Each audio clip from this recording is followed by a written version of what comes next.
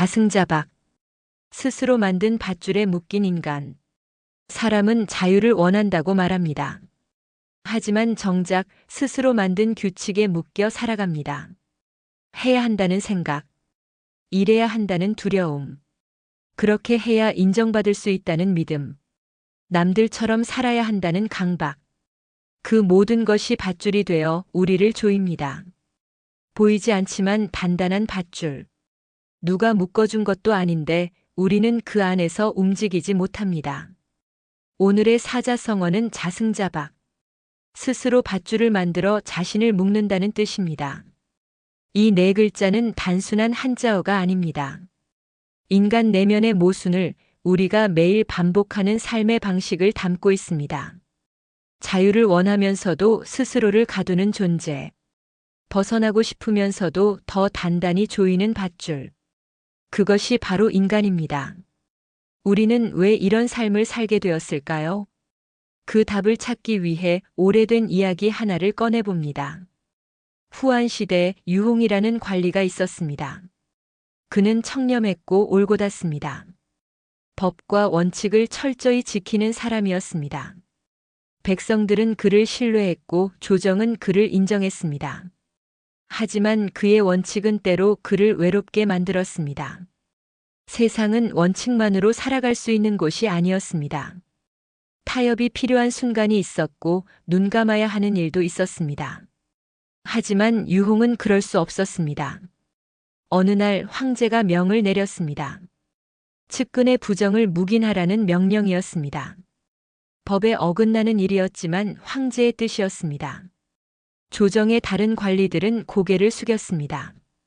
황제의 명을 거스를 수는 없었습니다. 하지만 유홍은 달랐습니다. 그는 거부했습니다. 황제의 명이라 해도 법을 어길 수는 없었습니다. 그는 자신의 원칙을 지켰습니다. 결과는 파직이었습니다. 조정을 떠나는 날 동료들이 물었습니다. 왜 그렇게까지 했습니까? 조금만 타협하면 되는 일이었는데. 유홍은 조용히 답했습니다. 나는 내 스스로의 밧줄에 묶였다. 원칙을 지키려 했던 그 마음이 오히려 그를 올가맨 밧줄이 되었습니다. 그는 자유롭게 선택할 수 있었습니다. 타협할 수도 있었고 눈 감을 수도 있었습니다. 하지만 자신이 만든 원칙 때문에 선택할 수 없었습니다. 이것이 자승자박의 시작입니다. 스스로 만든 덫에 걸린 인간의 이야기입니다. 유홍은 세상에 의해 쫓겨난 것이 아니었습니다. 자기 자신에 의해 스스로를 몰아낸 것입니다. 수백 년이 흐른 뒤 독일의 철학자 쇼펜하우어는 인간의 삶을 의지가 만든 감옥이라 불렀습니다. 그는 이렇게 말했습니다. 인간은 외부의 억압이 아니라 자기 자신의 의지에 묶여 고통받는다. 우리는 자유롭고 싶어 합니다. 하지만 욕망이 만든 밧줄에서 벗어나지 못합니다. 더 나은 삶을 원하고 더 많은 것을 갖고 싶어 하며 더 높은 곳에 올라가고 싶어 하는 그 마음. 그것이 우리를 움직이는 동력이지만 동시에 우리를 묶는 밧줄이기도 합니다. 쇼펜하우어는 이를 의지의 굴레라 불렀습니다. 인간은 끝없이 무언가를 원합니다. 그리고 그 욕망이 충족되면 또 다른 것을 원합니다. 만족이라는 것은 오지 않습니다. 욕망은 채워지는 순간 새로운 욕망으로 바뀝니다. 인간은 원하는 것을 얻지 못해 괴로워하고 얻고 나면 또 다른 것을 원하며 괴로워한다. 이것이 쇼펜하우어가 본 인간의 본질이었습니다. 끝없는 욕망의 굴레. 만족을 모르는 의지의 수레바퀴. 세상이 우리를 묶는 것이 아닙니다. 우리 안의 의지가 스스로를 묶습니다. 유홍이 원칙에 묶였듯이 우리는 욕망에 묶여 있습니다. 밧줄은 우리 밖에 있지 않습니다. 우리 안에 있습니다. 이것이 자승자박의 본질입니다. 인간은 자유를 원하지만 정작 자유로워지는 법을 모릅니다. 오늘날 우리는 자유로운 시대에 살고 있습니다. 과거 어느 때보다 선택의 폭이 넓고 기회가 많습니다. 누구든 원하는 삶을 살 수 있다고 말합니다. 하지만 정말 자유로울까요? 아침에 일어나 SNS를 엽니다. 누군가의 성공한 삶을 봅니다. 누군가의 완벽한 일상을 봅니다. 누군가의 화려한 여행을 봅니다. 그리고 생각합니다. 나도 저래야 해.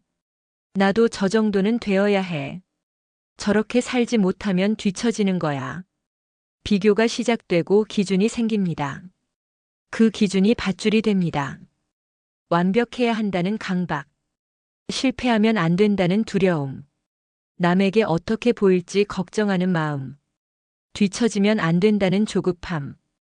우리는 이 모든 것을 스스로 만들어냅니다. 누가 강요한 것도 아닌데 우리는 그 안에서 허우적댑니다. 직장에서는 이 정도는 해야 한다는 기준에 묶이고 연애에서는 이래야 사랑받는다는 두려움에 묶입니다.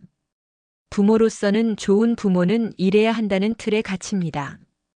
친구 관계에서는 이 정도는 해줘야 한다는 의무에 시달립니다. 우리는 자유를 얻었지만 그 자유를 감시합니다. 선택할 수 있지만 선택의 결과를 두려워합니다. 스스로 만든 기준에 스스로를 가둡니다. 쇼펜하우어가 말한 의지의 굴레는 오늘날 더욱 강해졌습니다. SNS는 욕망을 자극하고 비교는 끝이 없습니다. 이것이 현대판 자승자박입니다. 밧줄은 보이지 않습니다. 하지만 우리는 매일 그 밧줄에 묶여 살아갑니다. 자유로운 시대에 자유롭지 못한 사람들. 선택할 수 있는 시대에 선택할 수 없는 사람들. 그것이 우리의 초상입니다. 그렇다면 진정한 자유는 무엇일까요?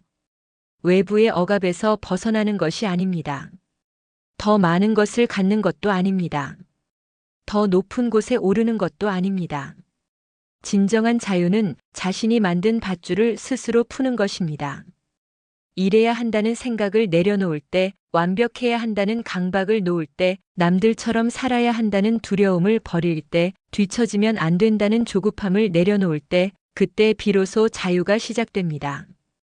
유홍은 원칙에 묶였지만 그 원칙을 내려놓을 수도 있었습니다.